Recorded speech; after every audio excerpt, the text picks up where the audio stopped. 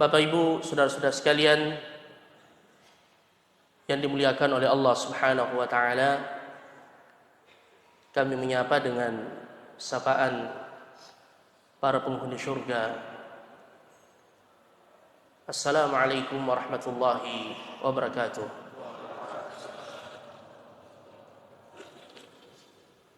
Alhamdulillah, pertama-tama tak henti-hentinya untuk kita senantiasa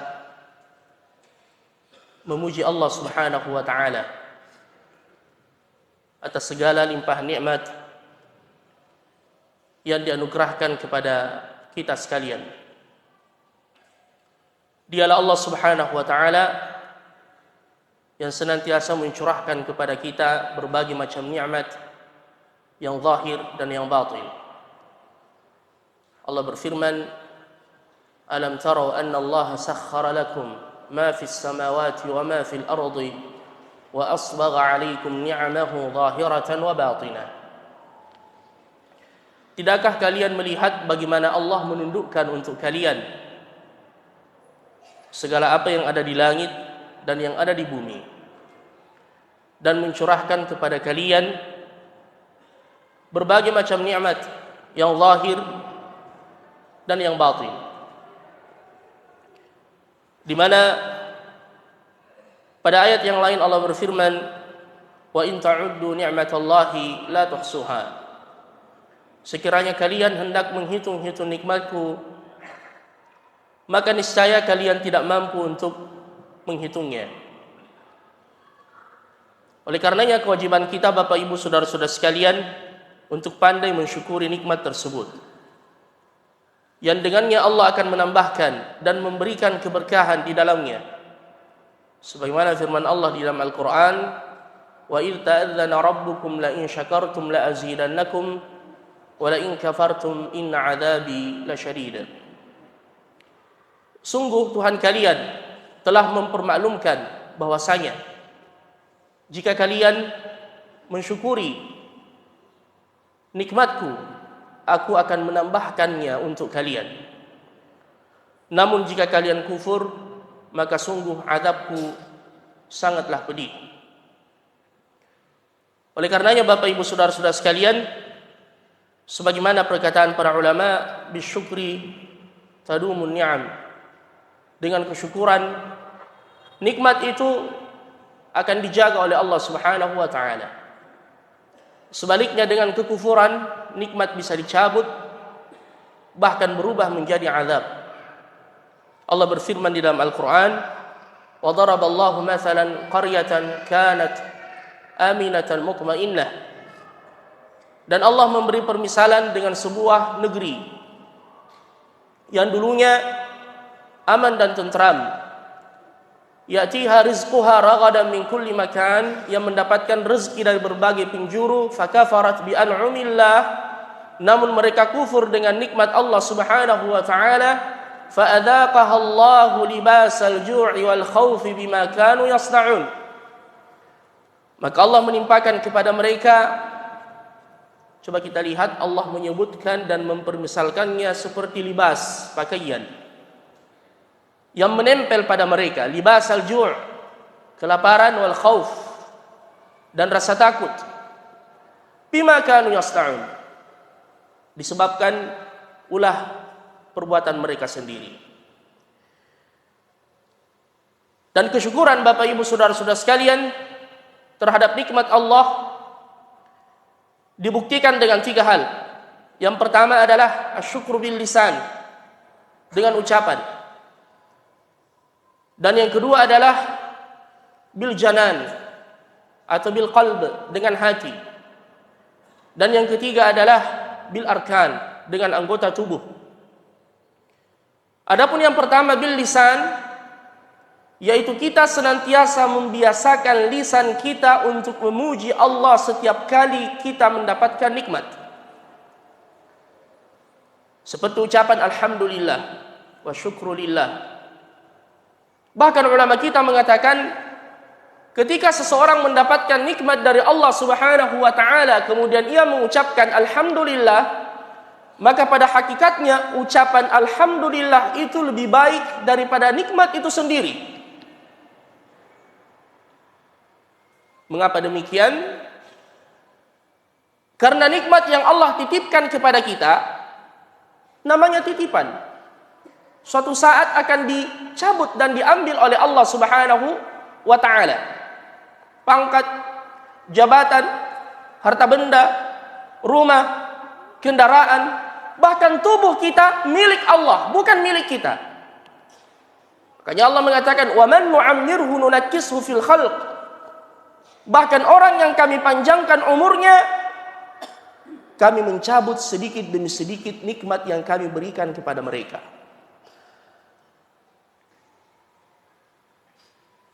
Dulu, mungkin dari jarak yang sangat jauh, dia masih bisa dengan jelasnya melihat. Begitu pula pendengarannya, begitu pula kekuatannya. Namun subhanallah, seiring dengan pertambahan usia, semua nikmat itu mulai dicabut oleh Allah. Pola makan sudah mulai dijaga, tidak sembarang konsumsi. Bapak ibu saudara-saudara sekalian, dulu berdiri dengan sekali hentak. Seiring dengan bertambahnya usia, dia membutuhkan penopang dan seterusnya, dan itu sunnatullah. Allahu khalaqakum min dha'fin, thumma ja'ala min ba'di dha'fin quwwah, thumma ja'ala min ba'di quwwatin dha'fa wa syaiba. Dialah Allah Subhanahu wa taala yang menciptakan engkau awalnya dalam kondisi lemah. Ketika kita keluar dari perut ibu kita semua dalam keadaan lemah, tidak mampu berbuat apa-apa. Huwallazi akhrajakum min butuni ummahatikum la ta'lamuna syai'a. Dialah Allah Subhanahu wa taala yang mengeluarkan kalian dari perut-perut ibu-ibu kalian. Kalian tidak tahu apa-apa. Kita cuma bisa menangis. Allahu khalaqakum min dha'f, thumma ja'ala min ba'di dha'fin quwwah. Setelah kelemahan itu Allah memberikan kekuatan sedikit demi sedikit. Kita mulai bisa merangkak, berjalan, berlari. Makanannya juga sudah mulai berubah. Awalnya cuma mengkonsumsi ASI. Setelah itu pisang, kemudian bubur yang dihaluskan. Setelahnya mulai masuk barongko, ditambah jalan kote, masuk mie ikan doang, masuk mie nasi kuning, songkolok yang semakin keras, paleko yang semakin pedis. Setelah itu, thumma ja'ala min ba'di quwwatin dha'fa wa syaiba. Setelah kuat, dia kembali melemah dan mulai tumbuh uban di kepalanya. Sudah mulai membatasi kembali gorengan-gorengan yang berkolesterol, gula darah, diabetes, rematik, yang dulunya selalu bau yang tercium darinya adalah parfum, berubah menjadi bau minyak kapak. Itulah sunnatullah. Nikmat mulai dicabut oleh Allah Subhanahu wa taala sedikit demi sedikit. Jadi ulama kita mengatakan, ketika kita mendapatkan nikmat, maka ucapan alhamdulillah itu lebih baik daripada nikmat itu sendiri, karena nikmat itu akan berakhir. Sebanyak apapun yang kita miliki, jabatan setinggi apapun, karena andaikan jabatan itu kekal, pada seseorang tidak mungkin sampai kepadanya. Tetapi ucapan alhamdulillah, zikir alhamdulillah tercatat di sisi Allah Subhanahu wa taala. Dan ia akan melihat nanti balasannya di hari kemudian, sebagaimana ayat yang dibacakan oleh imam kita tadi, faman ya'mal mithqala dzarratin khairan yarah. Siapa yang melakukan kebaikan walaupun seberat biji zarrah, maka ia akan melihat nanti balasannya di hari kemudian kelak. Kemudian yang kedua, Bapak Ibu saudara-saudara sekalian,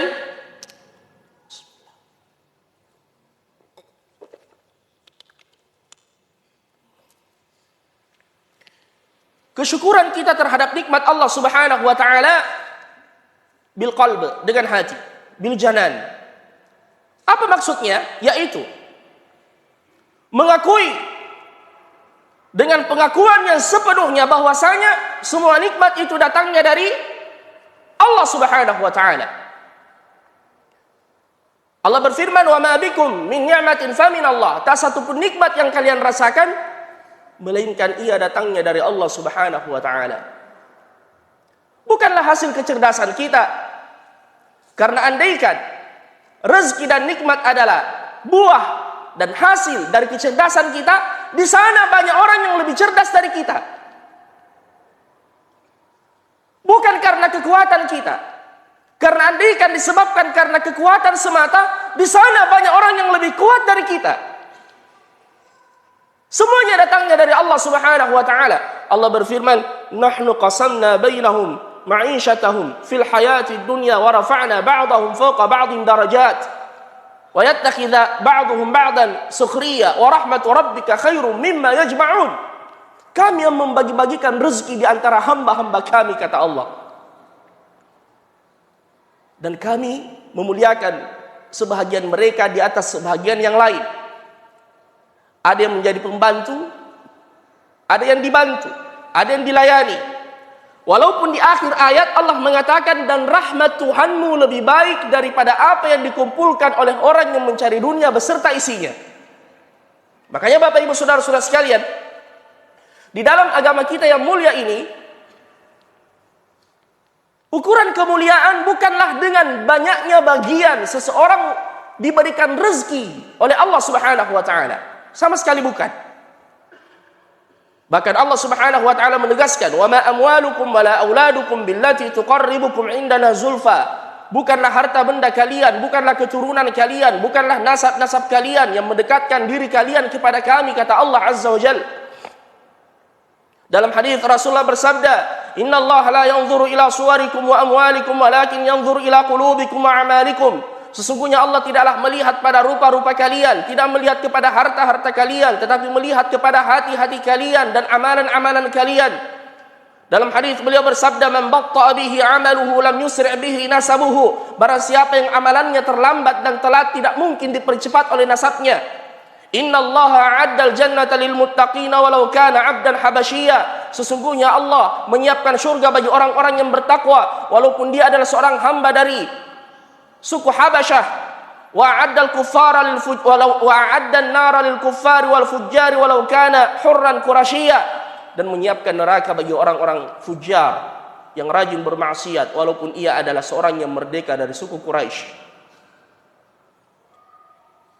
Makanya kita sering membaca surah Al-Fajr. Allah berfirman, "Fa ammal insanu idza mabtalahu rabbuhu fa akramahu wa na'amahu fa yaqulu rabbi akraman." Adapun manusia ketika dia diuji oleh Allah, dia diberikan kemuliaan di mata manusia, dia diberikan nikmat yang berlebih, dia berkata, "Tuhanku memuliakanku." Wa amma idza mabtalahu fa qadara 'alaihi rizqahu fa yaqulu rabbi ahanan. Dan ketika dia diuji oleh Allah, disempitkan rezekinya, dia berkata apa? Tuhanku menghinakanku. Setelah ayat itu Allah langsung membantah dan mengatakan, "Kalla, sekali-sekali tidak. Bukan itu ukurannya." Jadi Bapak Ibu Saudara-saudara sekalian, nikmat Allah Azza wa Jalla kita mengakui dengan hati kita. Wa ma bikum min ni'matin famin Allah. Di dalam Al-Qur'an Allah Subhanahu wa taala memberikan dua contoh yang berbeda. Contoh yang pertama, hamba yang diberikan oleh Allah kekuasaan, hamba yang diberikan oleh Allah nikmat yang berlimpah, harta benda yang Masya Allah, yaitu Nabiullah Sulaiman alaihissalam. Sampai-sampai beliau kekuasaannya mampu menundukkan jin, memerintahkan angin, bahkan memahami bahasa binatang. "Ulimna mantiqat tayr wa utina min kulli syai'. Inna hadza lahuwal fadlul 'azim." Kami diberi pemahaman terhadap bahasa binatang, kemudian diberikan segala sesuatunya. Ini keutamaan dari Tuhan yang sangat agung. Tetapi hal itu tidak menjadikan beliau lupa diri. Bahkan diabadikan doanya di dalam Al-Quran, dan ini doa mensyukuri nikmat. "Rabbi auzi'ni an ashkura ni'mataka allati an'amta 'alayya wa 'ala walidayya wa an a'mala salihan tardah. Wa adkhilni bi rahmatika fi ibadikas salihin." Ya Allah, karuniakanlah kepadaku nikmat untuk senantiasa mensyukuri segala pemberian yang Engkau berikan kepadaku dan kepada kedua orang tuaku. dan berilah kepadaku petunjuk untuk mengerjakan amalan saleh yang engkau ridai, dan masukkanlah aku ke dalam golongan hamba-hambamu yang saleh. Falamma ra'ahu mustaqirran indahu qala hadza min fadli rabbi liyabluwani aashkuru am akfur. Ketika Allah mendatangkan singgasana Bilqis, langsung dihadirkan di depan matanya sebagaimana kisahnya yang terkenal di dalam Al-Qur'an. Beliau kemudian mengatakan hadza min fadli rabbi liyabluwani aashkuru am akfur. Ini adalah keutamaan dari Tuhanku untuk menguji aku. Coba kita perhatikan. Beliau mengatakan ini keutamaan dari Tuhanku. Nikmat yang Allah berikan dari Tuhanku untuk menguji aku. Aashkuru am akfur. Apakah saya pandai mensyukurinya atau kufur dengannya? Sebaliknya Bapak Ibu Saudara-saudara sekalian, Allah juga menceritakan tokoh yang lain yang bernama Qarun dalam surah Al-Qasas. Ketika dia ditanya oleh kaumnya, dari mana engkau mendapatkan harta yang berlimpah ya Qarun? Dia mengatakan, qala innama utituhu ala ilmin indi. Apa yang saya dapatkan ini adalah hasil kecerdasan saya, hasil kerja keras saya. Dia lupa Allah Subhanahu wa ta'ala, dan ia lupa menunaikan hak-hak hartanya yang wajib ia keluarkan. Padahal Allah memberikan kekuasaan, harta benda yang berlimpah kepada Qarun yang disebutkan di dalam Al-Quran. Wa inna mafatihahu latanu'u bil usbati ulil quwwah idh qala lahu qaumuhu la tafrah innallaha la yuhibbul farihin. Sampai-sampai kunci gudangnya saja Qarun itu harus dipikul oleh beberapa orang yang sangat kuat. Baru kuncinya, belum hartanya. Tapi apa kata Allah di akhir kisah? Fakhasafna bihi wa bidarihil ardh. Kami tenggelamkan ia bersama dengan hartanya. Makanya biasa kalau ada orang yang mendapatkan harta yang terpendam, dia namakan harta Qarun. Ya, mungkin asalnya dari kisah yang seperti ini, harta Qarun. Ya. Jadi Bapak Ibu Saudara-saudara sekalian, ini yang kedua. Dan yang ketiga adalah mensyukuri nikmat Allah Subhanahu wa ta'ala bil arkan. Dengan anggota tubuh, dengan amalan saleh. Sebagaimana perintah Allah Subhanahu wa ta'ala kepada keluarga Daud, i'malu ala Daud syukra wa qalilun min ibadiyasy syakur. Beramallah wahai keluarga Daud sebagai bentuk kesyukuran kepada Allah, dan sedikit di antara hamba-hambaku yang pandai bersyukur. Semoga kita termasuk golongan yang sedikit itu. Jadi Allah memerintahkan kepada Nabi Daud alaihissalam, yang Allah berikan keistimewaan, bahkan Allah mengatakan wa alanna lahul hadid. Akan tetapi beliau diperintahkan oleh Allah untuk membalas kesyukuran itu dengan amalan saleh. Dan ini juga yang dicontohkan oleh Nabi kita Muhammad sallallahu alaihi wasallam. Ketika beliau melakukan qiyamul lail di malam hari, berdiri sangat lama sampai tumit beliau pecah-pecah. Istri beliau yang tercinta melihat kondisi Nabi sallallahu alaihi wasallam, kasihan melihatnya, seraya berkata, "Ya Rasulullah, Anda beribadah sampai seperti ini, sedangkan Anda adalah orang yang sudah mendapatkan jaminan ampun dari dosa yang Anda lakukan di masa silam dan yang akan datang." Jadi Nabi SAW yang bengkak adalah kakinya karena lama berdiri. Adapun kita yang bengkak adalah matanya karena lama tidur. Subhanallah. Semoga Allah Subhanahu wa ta'ala menutupi aib-aib kita. Apa jawaban Nabi SAW? Afala uhibbu an akuna abdan syakura. Tidakkah pantas aku menjadi hamba yang pandai bersyukur kepada Allah Subhanahu wa ta'ala? Ini jawaban Nabi SAW.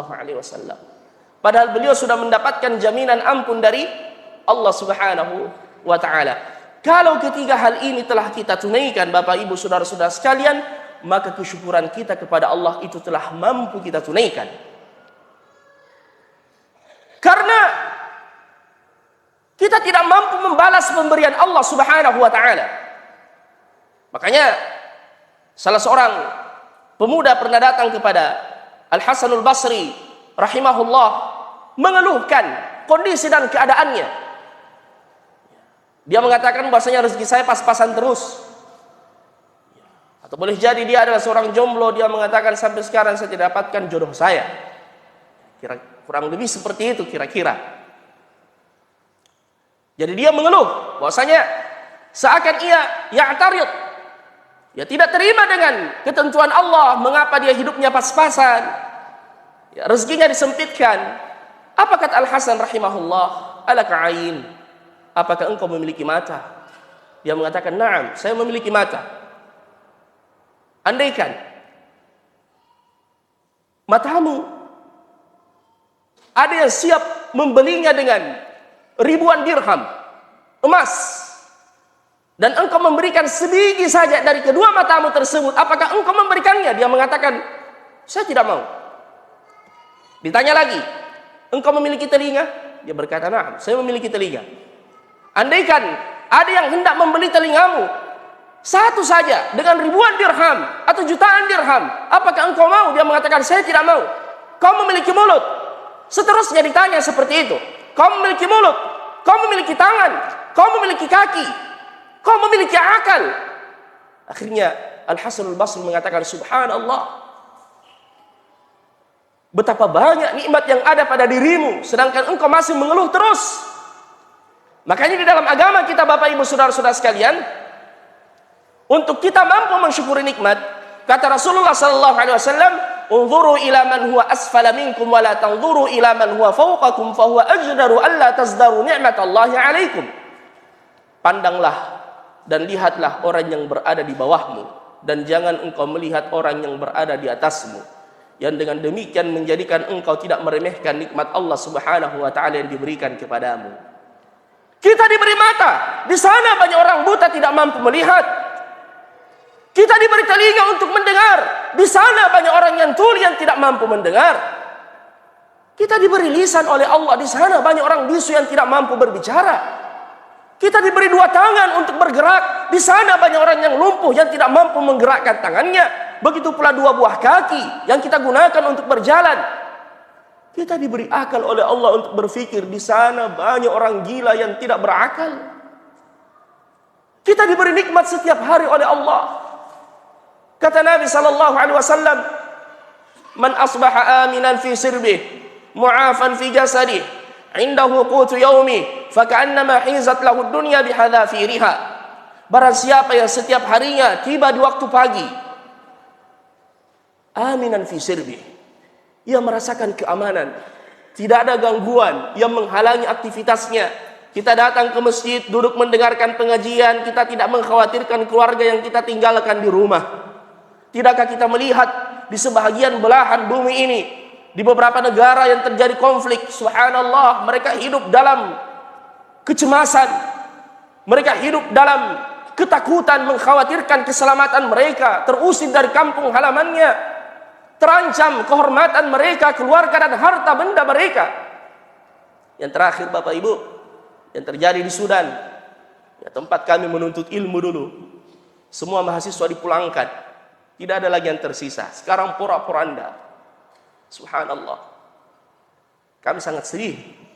Disitulah tempat kami menimba ilmu dulu. Mengambil ilmu dari para masyayikh. Merasakan ketenangan, ketentraman, kedamaian.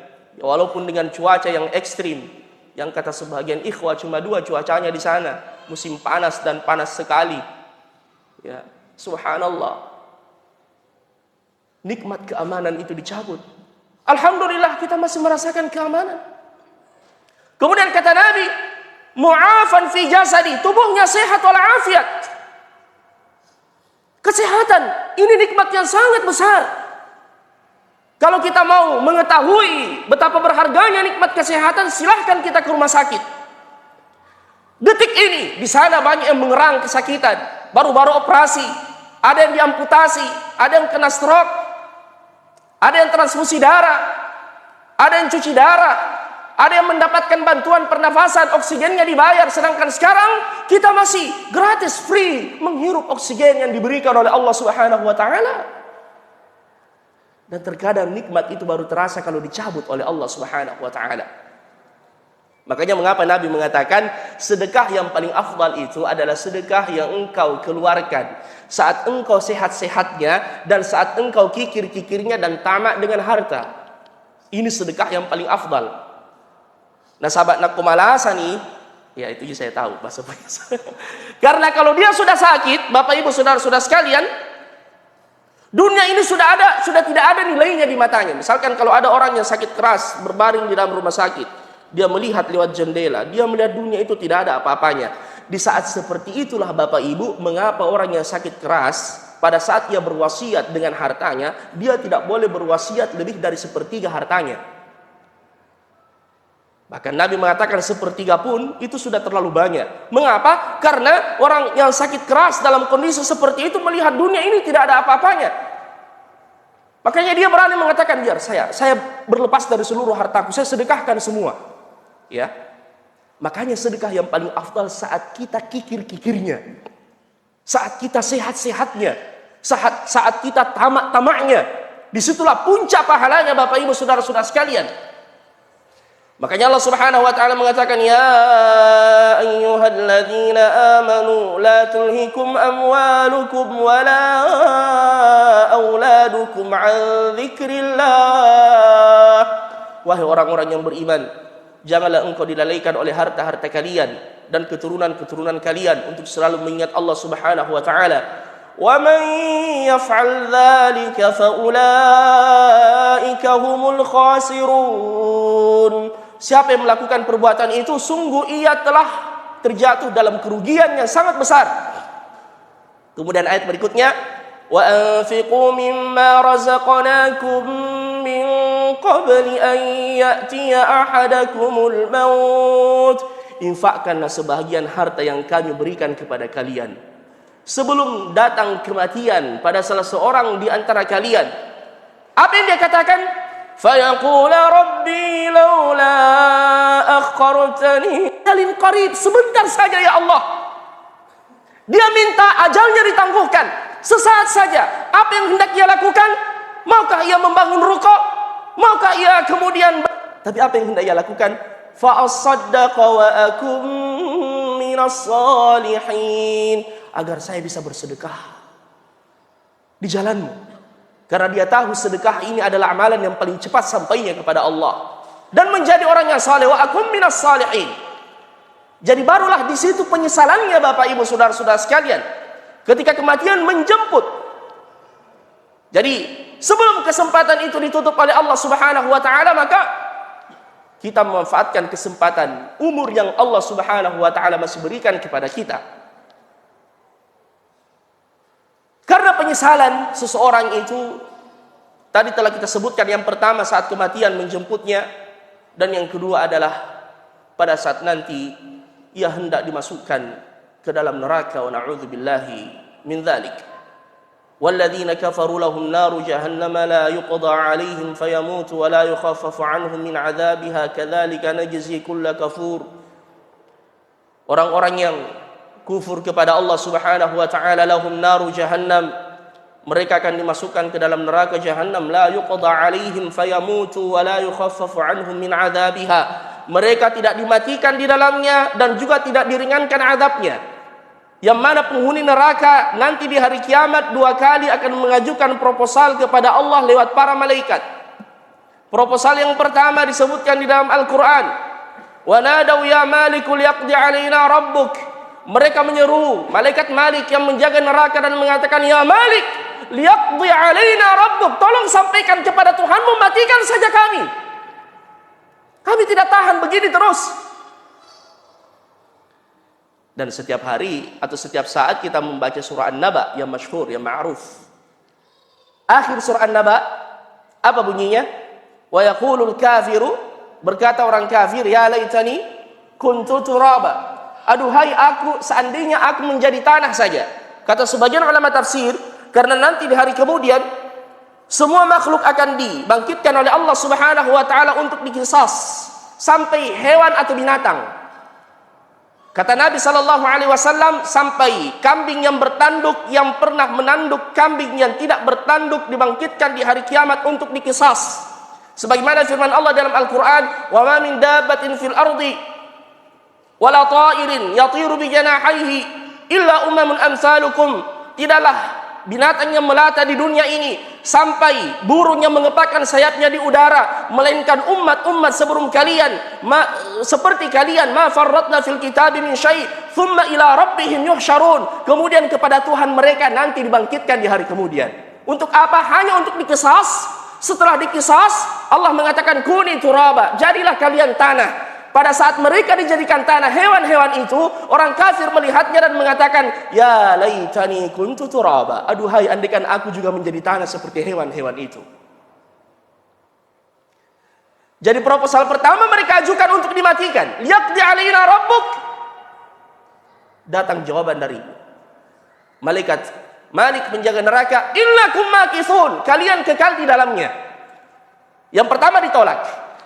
Setelah mereka tahu bahwasanya permintaan yang pertama itu ditolak, mereka mengajukan permintaan yang kedua. Kalau memang kami tidak bisa dimatikan, ya, kami minta cuti 1 hari saja agar adab diringankan. Wa qala alladhina fin nari li khazanati jahannam ad'u rabbakum yukhaffif 'anna yawman minal 'adzab. Berkata para penghuni neraka kepada malaikat yang menjaga neraka, tolong sampaikan kepada Tuhan kalian, yukhaffif 'anna yawman minal 'adzab, tolong ringankan 1 hari saja azab yang menimpa kami. Jadi mereka meminta keringanan. Itu pun ditolak. Makanya disatukan semuanya proposal mereka itu dalam satu ayat, walladzina kafaru lahum naru jahannam la yuqda 'alaihim fayamutu, mereka tidak mati di dalamnya, wala yukhaffafu anhum min 'adzabiha, dan tidak akan diringankan sedikit pun azabnya. Ya.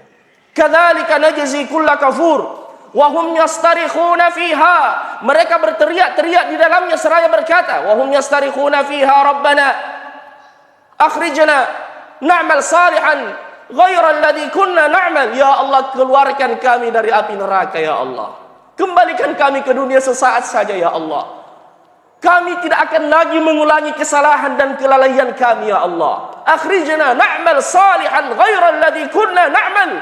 Datang jawaban dari Allah, awalam nu'ammirkum ma yatadhakkaru fihi man tadhakkara wa ja'akumun nadhir fadhuqu fama lidh-dhalimin min nasir. Bukankah dulu di dunia kau telah diberikan kesempatan untuk hidup, dipanjangkan umurmu, dan sebelum kematian datang, waja'akumun nadhir, telah datang peringatan. Sebagian ulama tafsir menyebutkan an-nadhir di sini adalah 40 sana, umurmu telah sampai 40 tahun. Makanya umur 40 tahun ini adalah puncak masa muda. Bapak Ibu saudara-saudara sekalian, setelah itu mulai masuk usia senja. Ya, 40 tahun. Makanya disebutkan kan ahlul madinati idza wasalu au dakhalu 40 sana min umrihim tafarragu lil ibadah. Bahwasanya penduduk kota Madinah dulu kalau telah masuk usia mereka 40 tahun, mereka sudah mulai fokus untuk beribadah. Makanya dalam Al-Qur'an ada doa mencapai umur 40 tahun dalam surah Al-Ahqaf. Hatta idza balagha ashuddahu wa balagha 40 sana, sampai ketika akalnya sudah mulai sempurna. Makanya 40 tahun lebih sudah mulai akalnya sempurna. Wa balagha ashuddahu wa balagha 40 sana, telah sampai umurnya 40 tahun. Rabbi auzi'ni an ashkura ni'mataka allati an'amta 'alayya wa 'ala walidayya wa an a'mala salihan tardah wa aslih li fi dhurriyyati inni tubtu ilaika wa inni minal muslimin. Ya Allah, karuniakan kepadaku nikmat untuk selalu mensyukuri nikmat-Mu yang Kau berikan kepadaku dan kepada kedua orang tuaku, dan mengerjakan amalan saleh dan perbaiki keturunanku. Karena usia 40 tahun ini dibutuhkan kedewasaan. Kata para ulama, antara orang tuanya yang semakin sepuh kalau masih hidup dan anaknya yang sudah mulai besar. Di sini dibutuhkan kebijakan seseorang. Bagaimana dia menunaikan kewajibannya kepada kedua orang tuanya dan menunaikan hak-hak anak-anaknya. Fase pertengahan. Makanya mendoakan orang tua dan mendoakan juga kesalehan anak-anak. Wa aslih li fi dzurriyyati inni tubtu ilaik, saya bertaubat kepadamu ya Allah, dan saya termasuk orang yang berserah diri kepadamu. Jadi Bapak Ibu saudara-saudara sekalian, penyesalan dan angan-angan orang yang berada dalam sakratul maut itu dan yang hendak dimasukkan ke dalam neraka itu, di mana mereka hendak dikembalikan ke dunia sekali lagi, kita berada di dalamnya sekarang. Ini kesempatan kita. Makanya kesempatan kita Bapak Ibu saudara-saudara sekalian, jangan sampai kita termasuk orang yang menyesali itu. Yang di hari kemudian nanti baru kita mencari kambing hitam. Sebagaimana yang Allah sebutkan dalam surah Ibrahim. Ya, ketika semuanya dimasukkan ke dalam neraka, wa na'udzubillahi min dzalik. Dan tentu pemimpin mereka adalah iblis. Disinilah iblis akan berpidato di hadapan mereka. Setelah mereka datang menyalahkan iblis, gara-gara kau kita semua masuk ke dalam neraka. Dan Allah menyebutkan pidatonya iblis nanti di hari kemudian di dalam surah Ibrahim. Dan semoga kita tidak mendengarkan pidatonya iblis secara live. Na'udzubillah. Biar kita dengar di dunia saja. Allah yang mengabarkan kepada kita.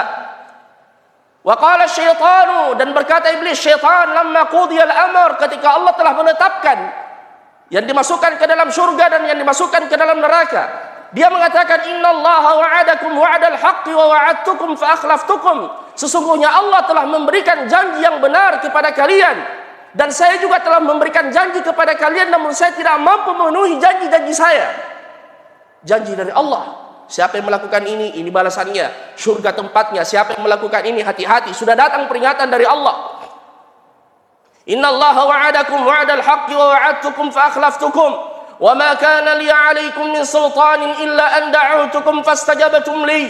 Dan saya tidak memiliki kuasa kepada kalian, saya cuma mengajak kalian dan kalian ikut kepada saya. Siapa suruh kalian mengikut. Fastajabtum li. Fala talumuni walumu anfusakum. Jangan salahkan saya, kata iblis, salahkan diri kalian sendiri. Karena ma ana bimusrikhikum wa ma antum bimusrikhi. Saya tidak mampu menyelamatkan kalian sebagaimana kalian tidak mampu menyelamatkan saya. Kita sabar saja sama-sama di dalam neraka. Itu kata iblis. Sawa'un alaina ajazi'na am sabarna ma lana min mahis. Sama saja kita mau bersabar, mau marah-marah, mengumpat, cari kambing hitam, kita tidak bisa keluar dari sini. Na'udzubillah. Oleh karenanya Bapak Ibu saudara-saudara sekalian, ini kesempatan bagi kita. Selalu kita muhasabah, introspeksi diri, evaluasi diri, ingatkan kembali tujuan kita berada di dunia ini. Allah mengatakan, afa hasibatum annama khalaqnakum abatha wa annakum ilaina la turja'un. Apakah kalian mengira kalian diciptakan abath, sekedar gurau, senda gurau, kebetulan, wa annakum ilaina la turja'un, dan kalian menganggap kalian tidak kembali kepada kami? Tidak Bapak Ibu saudara-saudara sekalian. Kita memiliki tujuan mulia berada di dunia ini. Wa ma khalaqtul jinna wal insa illa liya'budun. Tidaklah kuciptakan jin dan manusia kecuali untuk beribadah kepadaku. Ma uridu minhum min rizqi wa ma uridu ayyut'imun. Dan saya tidak mengharapkan dari mereka rezeki, kata Allah, dengan ibadah mereka, dan tidak mengharapkan mereka memberikan aku makan. Innallaha huwar razzaqu dzul quwwatil matin. Dialah Allah yang Maha Pemberi rezeki dan yang Maha Perkasa. Ingat, ibadah yang kita lakukan bukan untuk kemaslahatan Allah, tapi kembali kepada kita sendiri. Sebagaimana maksiat yang kita lakukan tidak mencelakakan siapa-siapa kecuali diri kita sendiri. Makanya dalam haditsun qudsi, dan ini sebagai penutup, Allah Subhanahu wa taala berfirman, "Lau anna awwalakum wa akhirakum wa insakum wa jinnakum kanu ala atqa qalbi rajulin wahidin minkum ma zada dzalika fi mulki syai'a." Andaikan seluruh makhluk dari yang paling pertama sampai yang paling terakhir dari kalangan jin dan manusia memiliki hati seperti hati orang yang paling bertakwa di antara kalian, andaikan penduduk seluruh bumi ini memiliki hati seperti hatinya Muhammad sallallahu alaihi wasallam, kata Allah, sedikit pun tidak menambah kekuasaanku. Allah Maha Kaya, tidak membutuhkan kita. Sebaliknya, lau anna awwalakum wa akhirakum wa insakum wa jinnakum kanu ala afjari qalbi rajulin wahidin minkum ma naqasa dzalika min mulki syai'a. Andaikan seluruh makhluk dari yang paling pertama sampai yang paling terakhir dari kalangan jin dan manusia memiliki hati seperti hati orang yang paling buruk di antara kalian, andaikan seluruh manusia memiliki hati seperti hatinya Firaun, sedikit pun tidak akan mengurangi kekuasaanku, kata Allah Subhanahu wa taala. Kita sendiri yang akan merasakan itu Bapak Ibu saudara-saudara sekalian. Siapa yang beramal soleh, dia akan melihat balasannya. Wa man ya'mal mithqala dzarratin syarran yarah. Dan siapa yang mengerjakan keburukan, dia juga akan melihat balasannya. Di dunia ini Allah masih menerima kesalehan amalan yang kita kerjakan walaupun seberat biji dzarrah.